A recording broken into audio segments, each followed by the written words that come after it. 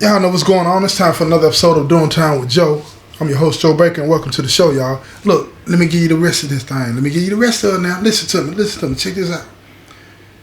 Bruh, by my order, is telling one of the other guys, one of my guys, y'all, that he's sick of me too. He's sick of me too, but see, the thing about that is this, right? Bruh, interfering with my commerce. I ain't with nobody interfering with my bread. Nobody. Under no circumstances, right? And he let it come out of his mouth that he's not happy with how I get down, you feel me?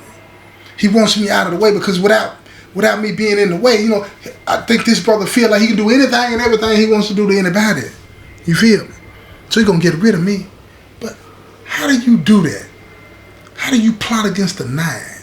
The person that has been put in play to call the shots on behalf of the org. How do you do that? Gotta have some help. Gotta have somebody to puff your nuts up, make you feel like you really got the move intact, like you really could pull this thing off. And my COS was playing that role. He telling him, look, when Joe T go to the shower, ain't gonna be nobody escorting him. He gonna be by himself. He don't like shower security. That's when you get him. So the other brother said, hold up, but you usually be sitting out at the table. He said, I know you ain't escorting, but you sitting at the table. He said, I won't be sitting out there tonight. Ain't gonna be none of us out there. Nobody gonna be sitting out there. It's you and him. You and him. And look, when it happened, this is what my CEO is telling me. Y'all keep up with me now. When it happened, you tell everybody he hit you first. And then we're going to have to temporarily remove him from his spot. And then we're going to have a hearing about it. And then we can run him on after the spot. Then I take the spot. That's what my COS said. My COS told me he going to take the spot. And then we'll get rid of Joe T. That's the plot.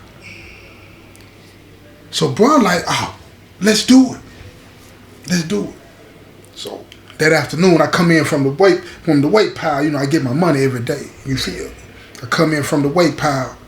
You know, bro and them all in there, they all with me. You know what I'm saying? I tell bro, you know what I'm saying, like I always do, bro, I'm finna hit the shower. He said, man, I got you, Joe T. I said, man, we ain't gonna go through that. We go through this little ritual every time. I go in, I break down, I'm coming out. When I'm walking to the shower, he usually sitting at the table. This time when I come out, the plot is on, right? He ain't sitting at the table, right? But let me tell you what's going down. See, my COS and about 4 of them goons, right? Listen to me. Y'all got to keep up with me. My COS and 4 of them goons, they in one of the cells. They watching. They looking out the door where my COS is. Because this particular cell at this particular prison, the window ain't that big. So he the only one. He looking out the window. Right? He waiting on bruh to attack. See, I'm already understanding I got to take one for the team too. It's got to be real. See, and this brother know he can't whoop me, but I gotta let him hit me. Listen to me. You catch the fish, you got the dang of the worm, y'all. You feel me? Live bait. It's going down. So I come out and I'm heading to the shower. And I look around, I don't see nobody. But I know what it is. I'm heading toward the shower. Man, guess what happened? About that time, the police coming out the shed, not the shed, but out of his little office area in the middle of the park. And he wants to talk. He said, Joe T, let me talk to you for a minute. I said, yeah, what's going on? He said, listen to me. Unplug your pot when you leave the cell. I done left my hot pot plugged up, right? Can't leave your hot pot plugged up because it's a fire hazard, right? I done left mine plugged up. This fool wants to talk to me about a hot pot. Right? But when he pull up on me while I'm walking toward the shower, bro walk away. But I peeped it. I seen it. I said, hold up. He got something in his hand. See, I'm thinking in a naive way, y'all. I'm thinking he's just gonna try to hit me, then I'm gonna put my hands on him, right? I got shorts on up under the robe and everything, you feel me? I ain't going to the shower like that. You feel what I'm talking about? But I peep, he got something in his hand, so he slide it in his pocket and put it up. Right? Now look, check this out. Here's the thing.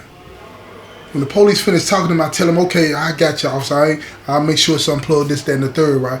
He said, no, I'm not playing. He said, you do this every day. I said, I got you, man, I got you. Then when he walked off, I stalled for a minute. I'm trying to give bro an opportunity to see that, okay, I still got a few more steps to get to the shower so it could pop off, right? But he don't even turn around. So I go on to the shower, I'm taking my shower, this and that. And I stay in the shower 20, 30 minutes, you know what I'm saying, getting clean. You gotta get it so fresh and so clean. So I get it clean, I'm coming up out the shower. I look. I'm hoping he out. I don't see him nowhere. So I come on out the shower, walk back to the cell. I get to the cell. I'm in there breaking down, you know what I'm saying, putting the lotion on and all this and that. We're getting right. Bro knock on the door. Boom, boom, boom. 1,000 pardon, bro. I said, what's going on, bro? This is my COS. I said, what's up, bro? He said, man, you straight? I said, no, give me a couple of more minutes, man. He said, all right, bet that, fool. So I get all my clothes on. Then I stand up and come to the door, and I look at it, and I push the door, and I said, I'm good, bro. Come on in. He come up in the cell. He said, man, you see this fool walked on? I said, man, the police popped up, man, and then I'm trying to slow walk so he can turn around and see me. He's like, man, I think he's scared. I said, man, you got to get at him, man. Make him feel like he can do this. He said, man, look, I'm going to go holler at him again. He said, we can try to do it tomorrow. I said, man, whenever, whatever, just let me know. I want him gone. He said, bet that, Joe T. So he go holler at bro, tell bro, look, what's going on, man? Why ain't you turn around? He said, man, the police was right there. He said, man, ain't no optimal time, man. When the police walked off, you supposed to got him. So check this out. Here's what he say to bro. He said, hey, bro, I'm gonna knock him on off, man. He said, what you say? He said, man, he pulled out that butcher. He said, man, I ain't playing with Joe T. I'm finna get him. I'm finna get him. So bro looked at him. He played a role. He said, man, that's what's up. But it bothered bro. It bothered him. He said, tomorrow night, when he go to the shower, he said, man, they gonna take him up out of here on that stretcher. Bro come back and tell me everything that's being said and all. And he said, Joe T, you sure you want to go through with this? I said, look, bro, this is what we're gonna do. I'm gonna be strapped up. You feel me? And I'm gonna have on the vest. Let me explain to y'all the vest. You know, we put them books around us. You know what I'm saying? And when I say books, I mean the magazines. I had them all over me, man. You feel what I'm saying? On my shoulder. You know what I'm saying? I couldn't have them all the way up on my neck. I just had them over my shoulder, and the front of my chest, and my collarbone, all the way down to my waistline. Right? When I come up out the cell the next day, heading to the shower, I got that robe on. He can't tell. He ain't paying no attention, because if he was paying attention, he could see the boots got me looking a little thicker, looking like Arnold Schwarzenegger or something. You know what I'm talking about? So when I come out, I'm walking toward the shower. Ain't nobody out again. They in the cell waiting. I see him when he get up. I take a couple of more steps and I brace myself. And I come across he raised that butcher up. He looking at me and he walking toward me, and I seen it coming. I gotta brace myself. I couldn't hold it though. When he let it come out of his mouth, you old bitch. Before he got the whole word out of his mouth, I hit him with the 2-piece, pop, pop. And I spun around. I gotta dodge that butcher. Gotta dodge the butcher. He swung that thing, clipped me on my elbow, right on my elbow, on my arm, my forearm, right? Clipped me. By that time, bro and them rushing the scene. They rushing the scene. And when they rushing out, he's under the illusion, listen to me now, y'all gotta keep up with me here. He's under the illusion they with him. This finna be a massacre. Caesar. You understand what I'm saying? Look here. When they run out there, he getting up. Because I hit him with the 2-piece. He getting up and he coming at me again. Now, bro running over there. Bro running over, I'm talking about fast, right? When he get over there, he tackle him. Boom! Knock him down. And I could see on the way to the ground, it's like everything got to be in slow motion, right? I could see on the way to the ground, the brother looking at my COS like, what you doing? You feel what I'm saying? Now my COS on top of me hitting. Got his hands around his neck, choking. He said, you ain't straight, you ain't nothing no more, you ain't nothing with us, right? Choking him out, right? Bro and them get him up off of him. They get him up off of him. My elbow is leaking. Now, I'm going to tell y'all something about getting hit in that area, right? I never thought that much blood would come out of that area, man. But it's leaking. So, brother, he said, you straight, bro? I said, I'm good. I'm good. But my elbow started to hurt. It's like hard to bend the thing. You know what I mean? I'm like, dang, what he hit, man? So, bro, get me a towel, you know what I'm saying, to put around. They grabbed the towel that I had around my neck. He put it on my elbow, and I'm holding it. Police, he's standing there looking shocked. Ain't hit the button or nothing, which I was glad, because, you know, we going to the hole if he hit the button. He said, is everything all right? He know who I am, you understand? What he think he do anyway, because I never admitted to none of them. I said, yeah, everything straight, officer, everything straight. He said, I ain't playing now. What's really going on out here? And then I said, just a family squabble. Family squabble. Everything straight. I promise you that. Everything straight. He said, Joe T, don't play with me. Don't play with me tonight. I said, no, everything good, officer. He walked back in his little office. He's looking. So I tell bro, I said, look, I got to go on and play this off like it ain't nothing. I'm going to go on and go to the shower. Take that fool in the cell, man. And wait till I get out of the shower. I go out of the shower, but I'm normally in there 20, 30 minutes, you know what I'm saying, getting clean, right? I hurry up, you know what I'm saying? Clean my elbow real good, hurry up and watch. The thing's still leaking, though. Come up out of that thing, man, with a dirty towel. It's got blood on it, so I really couldn't dry off. I dry off with my rag. So I get to the cell. I tell everybody to step out the cell. So I'm in there, getting dried off and everything. I had some Band-Aids. I put the Band-Aid. First I hit it with that alcohol, though. Put that alcohol on there, and boy, that hurt. I'm telling you. Put that alcohol on there, and I put a couple of Band-Aids on there to cover up the wound, and then I had a scratch on my arm, right? It really didn't do too much, you know what I'm saying? But he was trying to get me, y'all. So after I got dressed, I told bro, y'all step in. They step in, and look here, I don't know if any of y'all ever been in a situation like that when you got a lot of gangsters going, you know what I'm saying, in the same area, and they all pissed off at the one gangster. You imagine the looks on everybody's faces. All of them, they showing them their teeth. They looking at him. Ain't nobody got nothing nice on their face at all. You understand? He's standing there, eyes wide open, feeling like, what just happened? Fear. Listen to me. When you get scared, your body releases cortisol, y'all. See, that's how animals know when you're scared. Releases cortisol. I could smell him. I could smell him. He was frightened beyond anything that he could ever imagine. I sit down on the bunk. I told him, sit down. And see, the toilet is at the front of the cell by the door, right? Close to the door. Bro said, sit down right there. So he sit down right there because he stayed between us. And the other brother stayed on the opposite side of the toilet behind him, right? In case he make any move, they going to beat the brakes off of him. So I sit down on the bunk and I said, you think I'm stupid? He said, no, I don't think you're stupid, bro. I said, don't call me bro no more. You don't get to do that. He said, bro, you don't understand. I said, what is it that I don't understand? So he had this little grin on his face.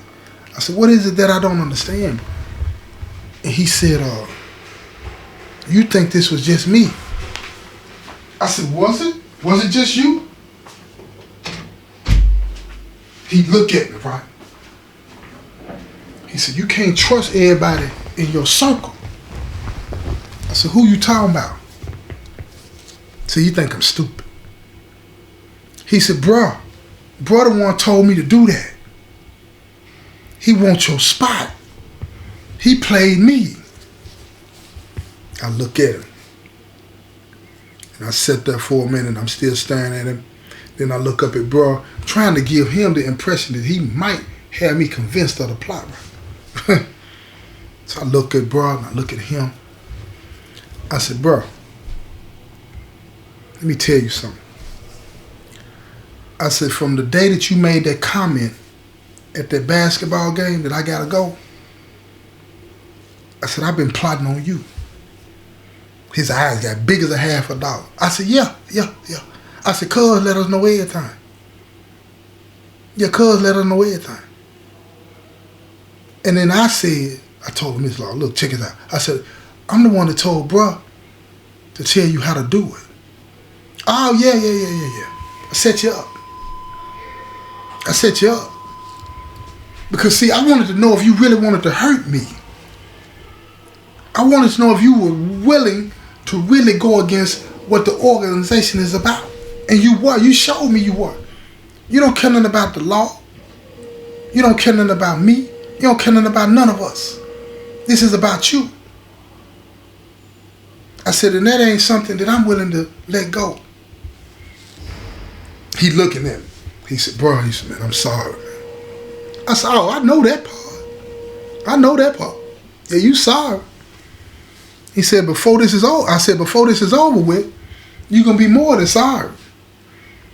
He said, bro, please don't do nothing to me. Please don't do it. I said, bro, you've been around me long enough to know how this story ends, man. You know this. You know what's going to happen. He looked at me, he said, Joe T, I promise, man. Just let me go, man. Just let me go. Let me walk away. I promise you, man. I ain't gonna never say nothing and never do nothing. Just let me go. Don't do this to me, man. I looked at him. I said, I can't do that. I can't just let you walk away, check in, leave the company. I can't. Because see, I done already passed this up the ladder. And I done already told right now what the plot was. I done let everybody know, if you make the move, you done. You see, this was all on you. You didn't have to do it. I don't care what bro told you. See, when bro told you that, you supposed to came and reported it to me. You didn't do that. You went on with the move. See, because you thought it was genuine. You thought it was real. You betrayed everything that we stand for, fool. Now, what would you do to somebody like that? He stood there. He looked at me. I said, answer me, man. What would you do? Tear rolled down his cheek. See, that's how they do. Won't be boo-hooing and crying. Nobody care nothing about that. Boo-hooing and crying. Joe T, please, bro. Don't do this to me. Don't do this to me. I love GD. Yeah. I bet you do. You love yourself more, though. So I stood up. I said, hey, bro. Y'all know what to do, man. I said, hurry up, though, because it's almost lockdown time. You feel me? Hold up a sec. I grabbed my bowl off the shelf, a couple of noodles, summer sausage with a cheese bar, and a chili pack, and a pack of wraps. I walked to the microwave. I'm at the microwave. I'm breaking down my meal, cooking my meal right. I could hear it. Please stop that. Police turned around, looked at me. I said, family business. He said, Joe T? I said, it'll be done in a minute. It'll be done in a minute, man. He said, Joe T, I'm not playing with y'all, man. I said, it'll be done in a minute, officer. Looking at him, got that mean mug on. You understand what I'm saying? He ain't scared of me. You know what I'm saying? I'm just letting him know I'm serious. It'll be done in a minute. He said, make it quick, man. I walk over to the cell. Brother beating the brakes off of him. I'm talking about beating him. I tap on the window. They turn around. I said, 5 more minutes, man, and we rolling. You feel me? I walked down to his cell, broad cell, right? I said, look. He had a peon in the cell with him. But one of the guys is standing on the front of the door. I said, you step up out here. Hey, bro, go in there and pack all this stuff. He said, you want me to let him have his stuff? Man, yeah, let him have all his stuff. Pack it all up. I walked back down to the cell. Y'all got a couple more minutes, right? Bro turned around, breathing hard. Yeah, we whooping this boy. You know what I'm saying? I said, yeah. Go on and add a couple of more minutes to that, man. We got a few more minutes before the lockdown. Beat the brakes off of him so they continue to whoop him. I'm talking about putting hands on him, beating him down real good, right? And if you want to know how this ends, you're going to have to tune in to the next episode, right? This has been another episode of Doing Time with Joe. I'm your host, Joe Baker, and I say peace, y'all.